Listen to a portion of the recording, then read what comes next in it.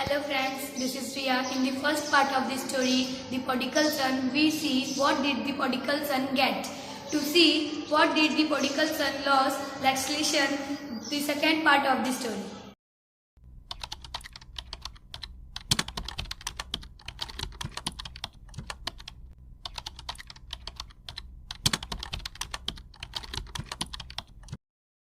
उड़ाऊ पुत्र ने क्या खोया। मतलब the story of the prodigal सन में यह उड़ाऊ पुत्र ने बहुत कुछ खो दिया। उसने जीवन में अपनी सुंदरता खो दिया। जीवन में जवानी एक ही बार मिलती है। वह एक अच्छे घर और परिवार में रहता था, लेकिन जब वह वहां से भागा तो दूसरे स्थान में उसे कोई सम्मान भी नहीं मिला। उसे यहाँ तक कि कोई मजदूरी के लिए भी नहीं रख रहा था। अब उसके पास कोई अधिकारी नहीं था। उसका आराम, खुशी, स्वास्थ्य और सुरक्षा सब कुछ खो चुका था। जब वह दूसरे देश में सब कुछ खो चुका, तब उसके कोई रिश्तेदार और प्रियजन भी उसके साथ नहीं थे, तो इतना निराश हो चुका था।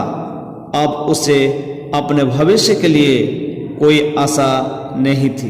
उड़ाऊ पुत्र कैसा बन गया? उड़ाऊ पुत्र की कहानी में यह बिल्कुल अकेला हो चुका था।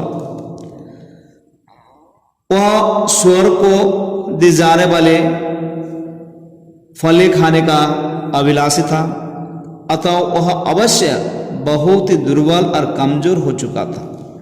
आज हम देखते हैं जो परमेश्वर पिता से दूर हो जाते हैं, आत्मिक रूप से वो पतित और अकेले हो जाते हैं और आत्मिक रूप से कमजोर भी हो जाते हैं।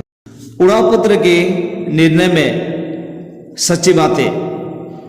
उड़ाऊ पुत्र ने अपने जीवन में कुछ भी किया, लेकिन उसने पश्चाताप करके एक अच्छा निर्णय लिया कि वह वापस अपने पिता के घर में जाएगा। एक व्यक्ति जब अपने आप में आता है, मतलब घमंड और भ्रम के जाल से छूटकर अपनी वास्तविक परिस्थिति को जानता है और जानता है कि वह कहाँ से गिरा है और उसकी सच्ची खुशी, आनंद और सुरक्षा है, तब उसे आपे में आना कहते हैं।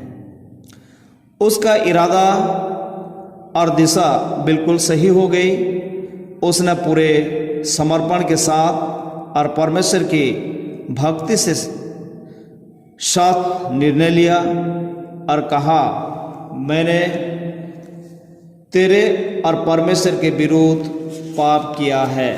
एक पापी व्यक्ति भी बिल्कुल इसी रीति से पश्चाताप करके परमेश्वर के पास लौट सकता है।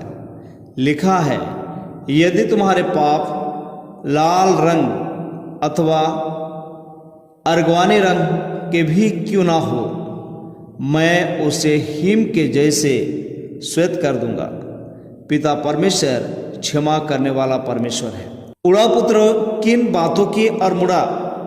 प्रोडिगल सन स्टोरी में उड़ाऊ पुत्र सबसे पहले तो अपने पिता की और मुड़ा।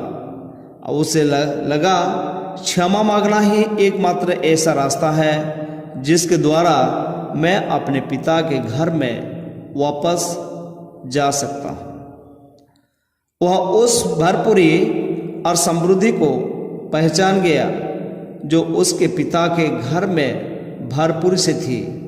उसे समझ में आया कि असली सुरक्षा अपने पिता के घर में मिल सकती है। वह अपने पुराने दिनों को याद करने लगा।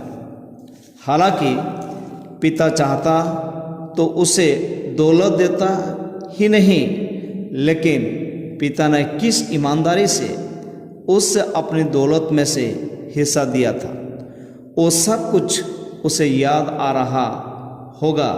इसलिए वह पूरी दृढ़ता के साथ अपने पिता के घर की ओर मुड़ा। उड़ाऊ पुत्र के पिता के हृदय की दशा। प्रोडिगल सन स्टोरीज मैं दूसरी ओर हम पिता के हृदय को देखते हैं, वह एक भी दिन खुश नहीं रहा होगा। उसका बेटा उसके हृदय का टुकड़ा रहा होगा, इसलिए वह उसके वियोग में दुखी था। वह दिल से चाहता था उसका बेटा वापस आ जाए, इसलिए वह बड़े धैर्य से अपने बेटे के वापस आने की बाट जो रहा था। जब उसने देखा कि दूर से उसका बेटा आ रहा है, वह सारी खुशी दौड़ पड़ा। उस यहूदी समाज में किसी धनी बुजुर्ग व्यक्ति का दौड़ना अशोभनीय था, लेकिन अपने मर्यादा की चिंता न करते हुए उस बुजुर्ग पिता ने अपने बेटे को गले लगाने के लिए दौड़ लगाई। यह उसके असीम प्रेम को दिखाता है। वो हमारे आनंद से और बड़ी उदारता से अपने बेटे के लिए सब कुछ खर्च कर देना चाहता था। वह गिरते हुए बेटे को उठाता है, उसे बड़े प्यार से चूमता है और उसे उसका खोया हुआ अधिकार भी फिर से लौटता है, उसे पूरी रीति से तृप्त करता है। यही है हमारे पिता परमेश्वर का प्रेम। पिता ने अपने पुत्र को अंगूठी पहनाई। इस अंगूठी की विशेषता है कि अंगूठी मेल मिलाप को दिखाती है और प्रेम का स्मरण चिन्ह है। इसी कारण शादी में होने वाले पति और पत्नी आपस में अंगूठी को पहनाते हैं, जिसका अर्थ यह है कि हम एक दूसरे को स्वीकार करते हैं और एक दूसरे का आदर करते हैं। जो अंगूठी पहनाता है वह एक प्रकार से अंगीकार कर रहा होता है कि मैं तेरा आदर करूंगा और तेरा ख्याल रखूंगा। तो इस कहानी से हमें को क्या सीख मिल रहा है? The prodigal sun summary and the moral lessons में हम यह कह सकते हैं, उड़ाव पुत्र के परिवर्तन के पीछे पिता का असीम निष्कपट प्रेम है।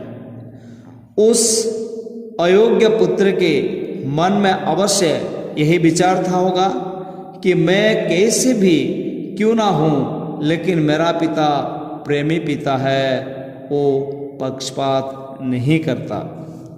मैं यदि वापस जाऊंगा तो वो अवश्य मुझे स्वीकार करेगा और मुझे क्षमा करेगा। आज यदि आप यह कहानी सुन रहे हैं, वो पिता परमेश्वर आपसे भी यह चाहता है कि हम आप में आए और उसके पास आए। वो हमें भी स्वीकार करने के लिए तैयार है। प्रभु मसीह आप सभी को आशीर्वाद करें।